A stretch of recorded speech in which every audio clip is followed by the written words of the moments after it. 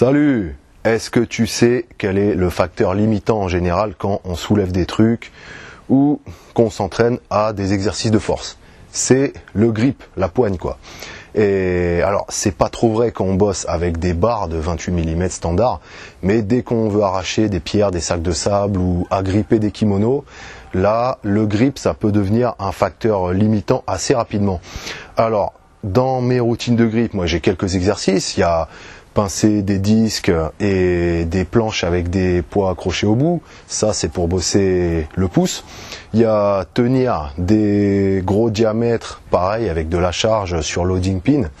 Donc après tu restes le plus longtemps possible, ça bosse bien. Ce que j'adore aussi, c'est bosser avec les haltères munis de fat grip.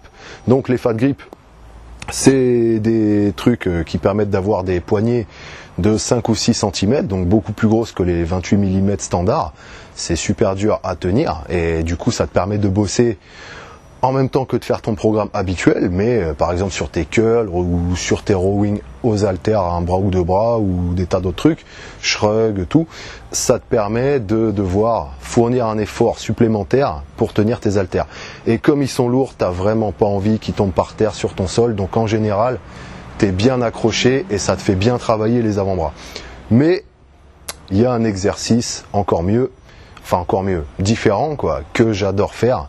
C'est tu prends un gros tube en métal ou une grosse branche, pareil un truc de 4, 5, 6 cm, et tu vas le caler en hauteur sur un support, sur des supports. Le but c'est qu'il soit juste posé et tu l'attrapes et tu restes suspendu comme ça.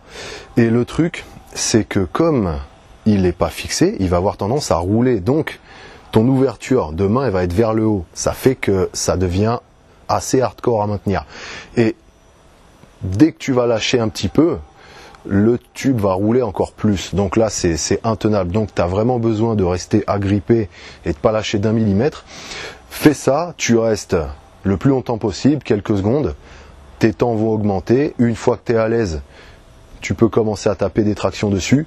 Et ça fait bien bosser. Moi, j'ai pas mal progressé au niveau de ma prise avec une variante de ça, c'est avec le trapèze. Donc si tu as vu dans ma vidéo exercice de force au trapèze, il y a un exercice à la fin, c'est les balancements.